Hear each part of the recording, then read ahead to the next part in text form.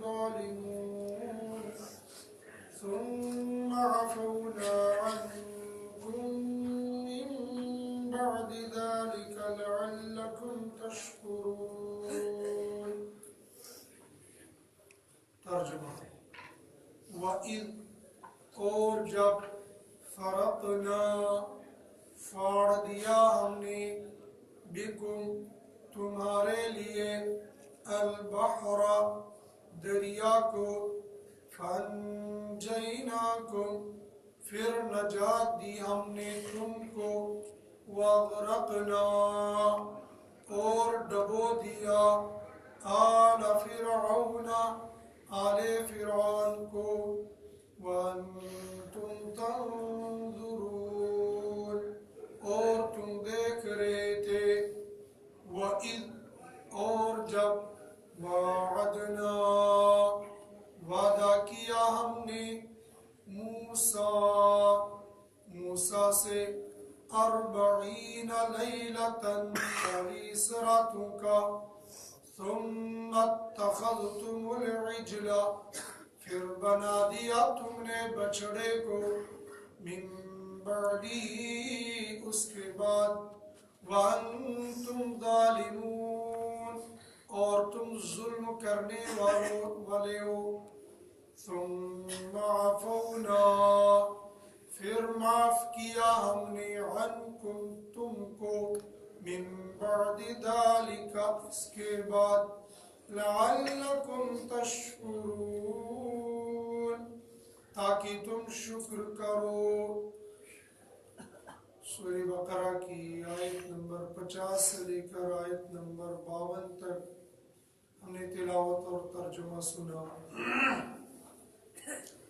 ہم تذکرہ سن رہے ہیں بنی اسرائیل کا، اور بنی اسرائیل میں فرعون اور آل فرعون کا. وہ فرعون جو موسیٰ علیہ السلام کے زمانے میں تھا. کل کے درس میں یہ بات آئی تھی، قوم عمالقہ میں سے جو بھی بادشاہ بنتا تھا اس کو فرعون کہا جاتا ہے. یہ فرعون جو موسیٰ علیہ السلام کے زمانے میں تھا، اس کا نام تھا ولید بن مصعب بن ریان. یہ فرعون اور آل فرعون مراد اس کی ساری قوم جو قبطی تھی اور موسیٰ علیہ السلام پر ایمان لانے والی قوم یہ بنی اسرائیل تھی. قبطیوں میں سے بہت کم لوگ ایمان لے آئے تھے، جیسے کہ خود فرعون کی بیوی حضرت آسیہ رضی اللہ تعالیٰ عنہ ایمان لائی تھی، لیکن زیادہ تر ایمان لانے والے وہ تو بنی اسرائیل تھے. جب قبطیوں نے بنی اسرائیل یعنی موسیٰ علیہ السلام اور آپ پر ایمان لانے والی قوم کو ستانا اور ان پر ظلم اور ستم کرنا حد سے زیادہ کر دیا، تو رب العالمین نے موسیٰ علیہ السلام کو حکم دیا کہ تم اپنی قوم کو لے کر یہاں مصر سے راتوں رات باہر نکل جاؤ. یہاں سے اس بات کی طرف بھی اشارہ ملتا ہے کہ اگر کسی جگہ پر آدمی ظلم اور ستم سہ رہا ہو تو ظلم اور ستم سے بچنے کے لیے وہاں سے ہٹ جانا، وہاں سے دور چلے جانا، اپنی جان کو بچانے کی کوشش کر لینا، یہ توکل کے خلاف نہیں ہے. اللہ نے اپنے نبی کو حکم دیا تم بھی یہاں سے نکل جاؤ اور اپنی قوم کو بھی یہاں سے نکال لو تاکہ اس کے ظلم سے نجات مل جائے. چنانچہ حضرت موسیٰ علیہ السلام نے اپنی قوم کو حکم دیا کہ تیار رہنا، ہمیں کہیں نکلنا ہے. چنانچہ وہ اپنے پورے ساز و سامان کے ساتھ اس وقت مصر سے باہر نکل پڑے جب قبطی فرعون اور آل فرعون مست سو رہے تھے. جب یہاں سے نکل کر مصر سے باہر نکل گئے، فرعون اور آل فرعون کی آنکھ جب کھلی، انہوں نے دیکھا کہ ہمارے غلام اور نوکر چاکر جن نے ان کو غلام بنا کے رکھا تھا یہ سب یہاں سے راہ فرار اختیار کر چکے ہیں، یہاں سے نکل چکے ہیں۔ تو فرعون نے اپنے لشکر کو، اپنی فوج کو حکم دیا کہ موسیٰ اور اس کی قوم کا پیچھا کیا جائے۔ چنانچہ فرعون خود بنفس نفیس اپنے پورے لشکر کو لے کر موسیٰ علیہ السلام کے تعاقب کے لیے نکل پڑا، اور دریائے نیل کے قریب جو دنیا کے مشہور ترین اور بڑے دریاؤں میں سے شمار کیا جاتا ہے، دریائے نیل کے قریب ان کو پا لیا اور اعلان کیا کہ موسیٰ رک جاؤ، اپنی قوم کو بھی روک لو۔ مگر چونکہ موسیٰ علیہ السلام اللہ کے امر سے نکل رہے تھے، نکل پڑے تھے، چنانچہ چلتے گئے، آگے بڑھتے گئے۔ جب دریائے نیل سامنے آ گیا تو موسیٰ علیہ السلام کی قوم بنی اسرائیل ایمان تو یہ لا چکے تھے لیکن عقل سے بیشتر پیدل تھے۔ کہنے لگے موسیٰ فرعون سے تو نکال لیا لیکن دریائے نیل میں غرق کرنے کا تو نے ارادہ کر لیا ہے، اب آگے نیل ہے، پیچھے فرعون ہے، ہم کہاں جائیں گے؟ موسیٰ علیہ السلام نے فرمایا صبر تو کر لو، دیکھو اللہ کی مدد کیسے آئے گی، یہ قصہ آگے آئے گا پرانی آیات کے ساتھ۔ اللہ رب العزت نے فرمایا کہ اپنے عصا کو اس دریائے نیل پر مارو، جیسے بندہ کسی بندے پر یا زمین پر، پتھر پر، کسی چیز پر مارتا ہے، ایسے کبھی کبھی کوئی دیوانہ انسان یا بچے دریا کے کنارے، تالاب کے کنارے بیٹھ کر تالاب پر ڈنڈا مارتے رہتے ہیں، تو تالاب کا تو حصہ کچھ نہیں ہے، ایسے پانی کے فوارے جیسے اٹھ جاتے ہیں۔ لیکن جب حضرت موسیٰ علیہ السلام نے اپنا معجزاتی عصا اس پانی پر ڈال دیا تو یہ دریا کا پانی پھٹ گیا۔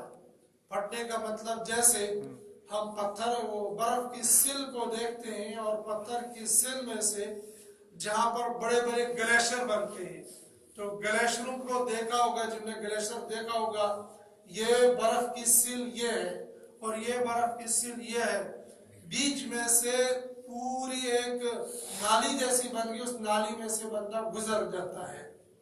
یا کبھی ایسا ہوتا ہے اوپر سے بھی گلیشر، ادھر سے بھی گلیشر، ادھر سے بھی گلیشر، بیچوں بیچ بندہ سرنگ جیسی بنی ہوئی ہے اس میں سے نکل جاتا ہے۔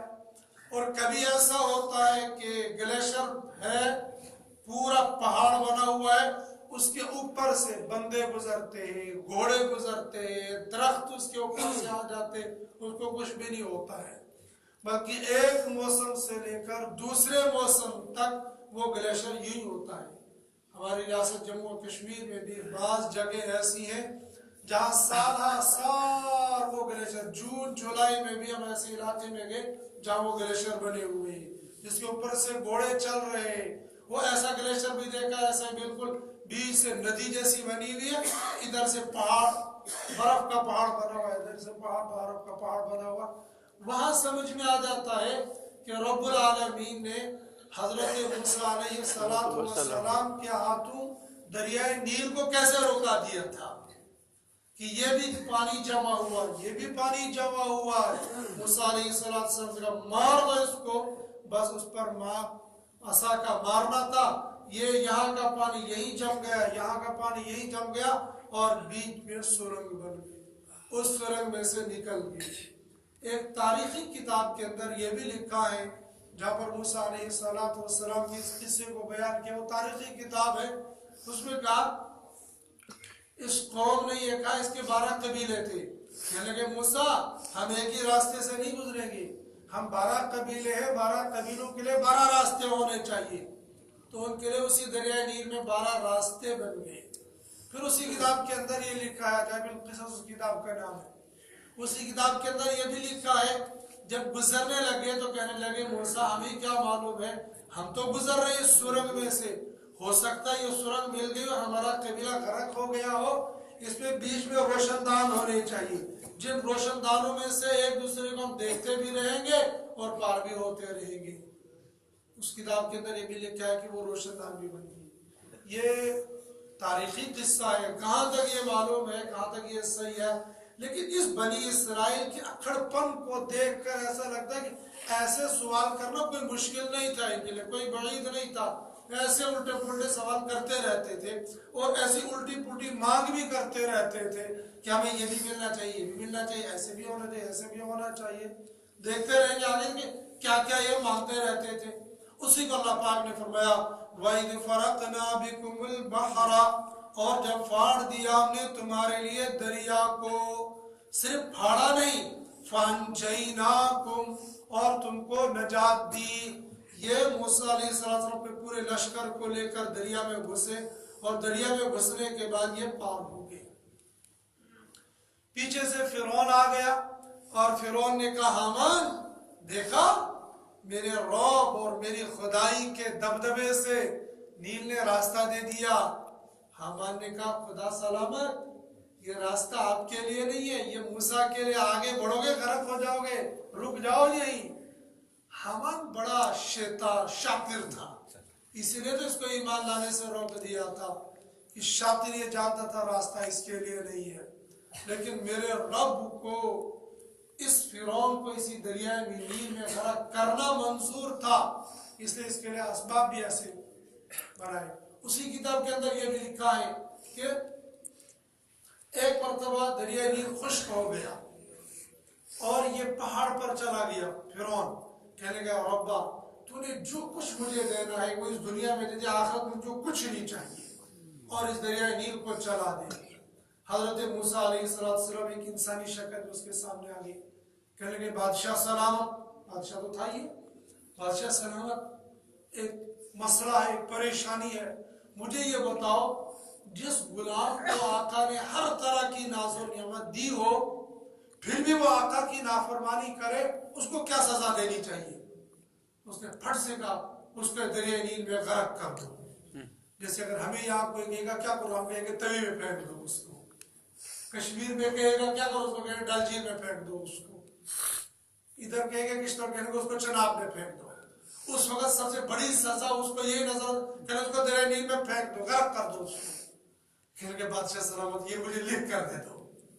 اس نے یہ سمجھا یہ کوئی آقا ہے، اس کا کوئی غلام ہے، اس نے اس کو سزا دینی ہے، اور بادشاہ نے کہا کہ بھائی میرے پاس قلم دوات تو نہیں، کہاں سے لکھ کر دے دوں گا؟ حضرت جبریل نے فوراً قلم دوات پیش کر دیا، تو اس نے لکھ دیا جس غلام کو آقا نے ہر طرح کی ناز و نعمت سے نوازا ہو پھر بھی وہ آقا کی نافرمانی کرے اس کو دریا نیل میں غرق کر دو۔ جبریل نے کہا بہت بہت شکریہ، چلے گئے۔ جب چلے گئے، جب یہ وقت آ گیا موسیٰ علیہ السلام پار ہو گئے اور پیچھے سے جب فرعون آ گیا تو فرعون نے بھی چھلانگ مار دی دریا میں، ادھر سے موسیٰ علیہ السلام اور ان کے جو ساتھی تھے وہ پار ہو گئے۔ پار ہونے کے بعد جب پیچھے سے فرعون اس کا پورا لشکر دریا نیل کے بیچوں بیچ پہنچ گیا، دریا کو حکم ہو گیا مل جا، بس وہ مل گیا۔ وَأَغْرَقْنَا آلَ فِرْعَوْنَ، اور غرق کر دیا آل فرعون کو۔ حضرت جبریل نظر سے کھڑے گئے، فرعون سزا کس کی ہے؟ کہا کس کی ہے؟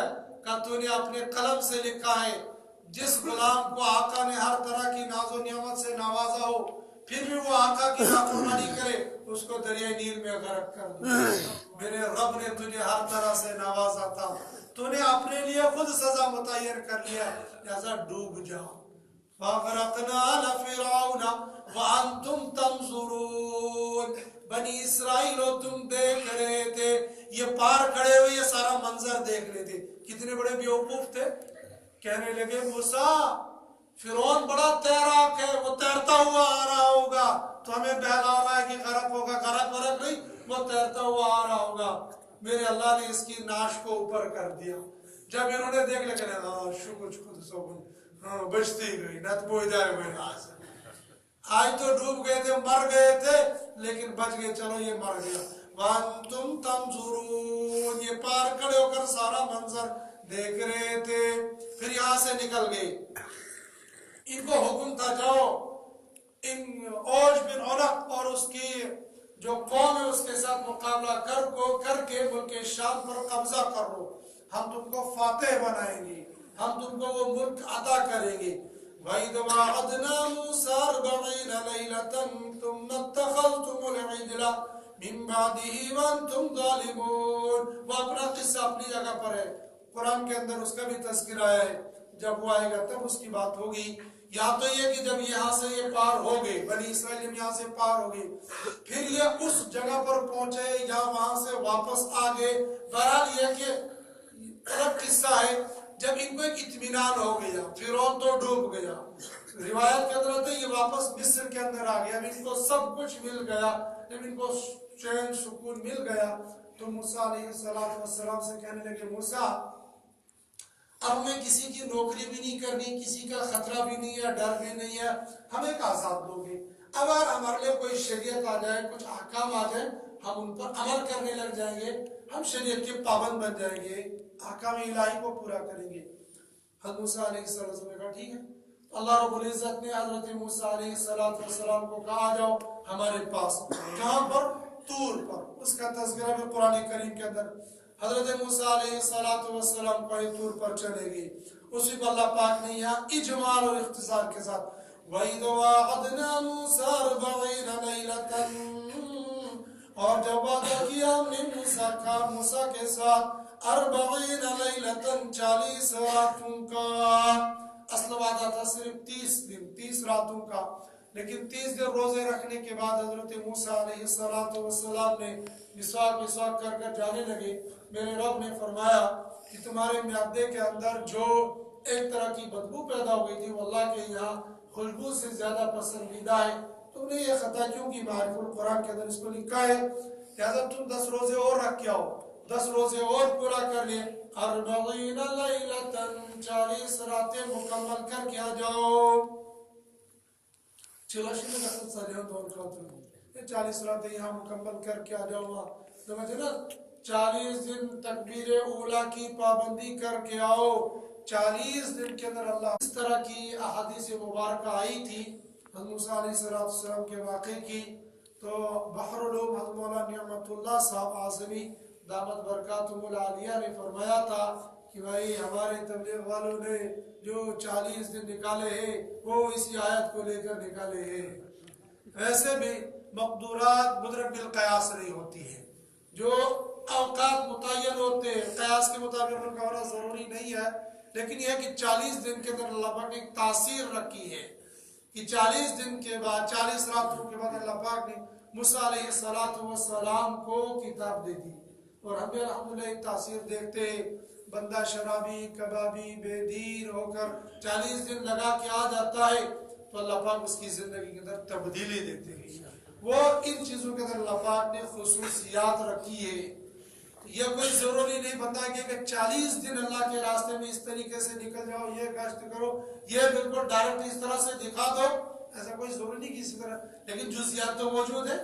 اگر واقعی تبلیغ والے حضرت موسیٰ علیہ السلام کے پورے قصے کو شروع سے لے کر آخر تک پڑھیں گے ساری تبلیغ مل جائے گی، لیکن پڑھے نہیں کہتے تبلیغ والوں کے اندر بھی تو مصیبت ہے، قرآن نہیں پڑھتے نا، ترجمہ کہاں سے پڑھیں گے، ترجمہ کہاں سے سنیں گے؟ کہتے سنو زبردست فرصت ہی چل یہ چھن تیوز بوڑ ضروری چھن کیے تینا علمان والحفیظ ساری تبلیغ اللہ پاک نے حضرت موسیٰ کے قصے میں رکھی ہے۔ دبن چھنا چھوٹی سی بات میں مثال دوں گا آپ کو، تبلیغ میں کہتے ہیں جب غشت کرنے کے لیے نکلو تو کیا کام کر کے نکلنا چاہیے؟ سب سے پہلے کیا کام کرنا چاہیے؟ دعا کر جو دعا کریں، تو دعا کرنے کے لیے میرے اللہ نے حضرت موسیٰ علیہ السلام کو جب کہا اذهب الى فرعون انه طغى، جاؤ دعوت دینے کے لیے، حضرت موسیٰ علیہ السلام نے سب سے پہلا کیا کام کیا تھا؟ رب اشرح لی صدری ویسر لی امری واحلل عقدۃ من لسانی یفقهوا قولی۔ دبن خصوصی ملاقات کرنی گیسو زز ساتھی گیسو تبد وجعل لی وزیرا من اہلی، اپنا ایک ساتھی لے کر جاؤ خصوصی ملاقاتی کرنے کے لیے۔ حضرت موسیٰ علیہ السلام کے قصے میں شروع سے لے کر آخر تک پوری تبلیغ ملے گی، مگر ملے گی اس کو جو پڑھے گا، جو سنے گا، جو ڈھونڈے گا نہیں دب ناز یہ چلے دینج کم میں صرف یہ آگیا اس کا دین، یہ سارے دین کے شعبے ہیں. دین کے شعبوں میں سے ایک شعبہ یہ بھی ہے ہمارا، ایک ہی کام کو پکڑ کے رکھ لینا کہ بس دین صرف یہ ہے، یہ غلط ہے. یہ بھی دین ہے، یہ بھی دین ہے، یہ بھی دین ہے. اللہ کے نبی صلی اللہ علیہ وسلم نے اتنے کام کیے ہیں. یہ ہمارے اندر بہت سارے خرابے تھے. مدرسہ والے سمجھتے صرف مدرسہ دین ہے، تبلیغ والے سمجھتے صرف تبلیغ دین ہے، خانقاہ والے سمجھتے صرف خانقاہ دین ہے، تقریر والے سمجھتے صرف تقریر دین ہے، لکھنے والے سمجھتے صرف لکھنا دین ہے. یہ سارے دین کے شعبے سب مل کر یہ دین بنتا ہے. اللہ رب العزت نے فرمایا 40 لیلۃ 40 راتوں کا وعدہ کیا. حضرت موسیٰ علیہ السلام چلے گئے کوہ طور پر، پیچھے رکھا حضرت ہارون علیہ السلام اور اپنی قوم کو کہ تم ان کی روش کرتے رہنے کی نگرانی کرتے رہنا. وہ نگرانی تو کر رہے تھے لیکن بیچ میں ایک شیطان بیٹھا ہوا تھا. اس نے کیا کام کیا؟ ثم اتخذتم العجل من بعدی وانتم ظالمون. نام اس کا سامری تھا، ماں باپ اس کے بچپن میں مر گئے تھے. سورہ طٰہٰ میں اس کا مکمل قصہ موجود ہے. ماں باپ مر گئے تھے تو رب العالمین نے اس کی تربیت کے لیے، اس کی نگرانی کے لیے حضرت جبریل کو بھیجا تھا. جاؤ اس کی نگرانی کرتے رہو. حضرت جبریل آتے گھوڑے پر. ایک دن اس نے حضرت جبریل علیہ السلام کو جب جاتے ہوئے دیکھ لیا تو اس کے پیروں کے نیچے سے تھوڑی سی مٹی اٹھا لی. وہ مٹی اٹھانے کے بعد اب جب حضرت موسیٰ علیہ السلام سے اوپر چلے گئے، اس نے کیا کام کیا؟ شیطان فطرت تو پہلے سے ہی تھا، اب تربیت نہیں کی تھی، صرف پرورش کی تھی. تربیت میں الگ ہے، پرورش الگ ہے. تربیت میں بندہ سدھرتا ہے، پرورش میں سدھرنا کوئی ضرورت، پرورش میں کھانا پینا رہنا ہے یہ. لیکن تربیت جب ہو جائے کسی کی پھر وہ چیز الگ ہوتی ہے. انبیاء علیہ السلام کی تعلیم اور تربیت اللہ کرتے تھے. اس کی تعلیم اور تربیت حضرت جبریل نے نہیں کی تھی، خالی پرورش، کھانے پینے کا ساتھ و سامان تھا. اس نے بچڑا بنایا، گائے کا بچڑا بنایا اور یوں وہ مٹی اس کے اندر ڈال دی. جو ہی وہ مٹی اس کے اندر ڈال دی تو وہ بچڑا پے پے کرنے لگ گیا.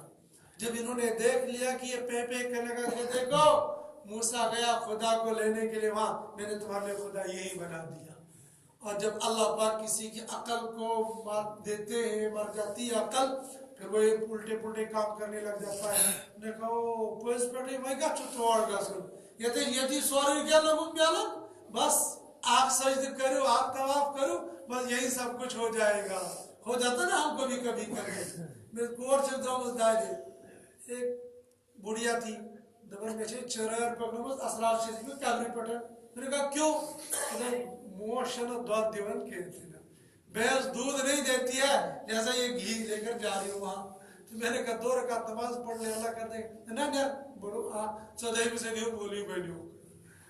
جب ان کو شریعت بتا دے کہ 14 صدی کا مولوی، یہ یہودیوں کے ایک چال ہے علماء کو اور دین کو برباد اور بدنام کرنے کی ایک سازش ہے. رب العالمین جب عقل پر پردہ ڈال دیتے پھر بندے کو ان پتھروں میں، شجروں میں، حجر میں خدا نظر آنے لگ جاتا ہے. لیکن جب بندے کی آنکھیں کھل جاتی ہے پھر وہ اللہ کو اللہ مانتا ہے، نبی کو نبی مانتا ہے. ورنہ نبی کو اللہ اور اللہ کو نبی بنا دے گا. وہ کہتا ہے اے میری ٹیٹی خدایا، خدا اسی واسطے سے دل کرتے میری دعا قبول، یا نبی اللہ، اللہ کے واسطے سے میری دعا قبول کر لے. الٹا کہنا تھا اے اللہ نبی کے واسطے سے میری دعا قبول کر لے. وہ ایسا نہیں کہتا، وہ الٹا کہتا ہے. وہ جو مت ماری جاتی ہے، عقل سے کام نہیں لیتا ہے. ان کا حال بھی یہی ہو گیا تھا. انہوں نے کہا موسیٰ کو لینے کے لیے کوہ طور پر، موسیٰ کے خدا سے کتاب لینے کے لیے کوہ طور پر، ہمیں تو خدا یہی مل گیا. میرے رب نے اسی کی طرف صرف 2 لفظوں میں یہاں اشارہ کیا ثم اتخذتم العجل من بعدی. اس سامری کا پورا قصہ سورہ طٰہٰ میں وانتم ظالمون. میرے اللہ نے کہا جو ایسا شرک کرے گا وہ ظالم ہے. یا تو ڈائریکٹ ان کو کہا تم ظالم ہو، جو شرک کرے گا وہ ظالم ہے. لیکن شرک کرنے کے بعد بھی اگر بندہ توبہ کر لے، اللہ سے معافی مانگ لے، اللہ وہ معاف کرے گی. ان میں سے بہت سارے لوگوں نے توبہ کی تھی. ثم عفونا عنکم من بعد ذلک لعلکم تشکرون. پھر معاف کر دیا ہم نے تم کو اس کے بعد تاکہ تم شکر کرو. پھر میرے اللہ نے ان کی توبہ قبول کر لی. 40 سال تک وادی عتیق کے اندر پھرتے رہے, میرے اللہ نے توبہ کر لی, اور جن نے توبہ نہیں کی تھی وہیں پر ان کو سزا مل گئی تھی. لیکن بعض لوگوں نے توبہ بھی کر لی تھی, اسی کو اللہ پاک نے فرمایا ہم نے تمہاری توبہ قبول کر لی, تم کو معاف کر لیا, اس لیے تاکہ تم شکر گزار بندے بن جاؤ. اللہ پاک مجھے بھی آپ کو بھی قرآن پاک کو سمجھنے کی اور اس کے مطابق زندگی گزارنے کی توفیق عطا فرمائے.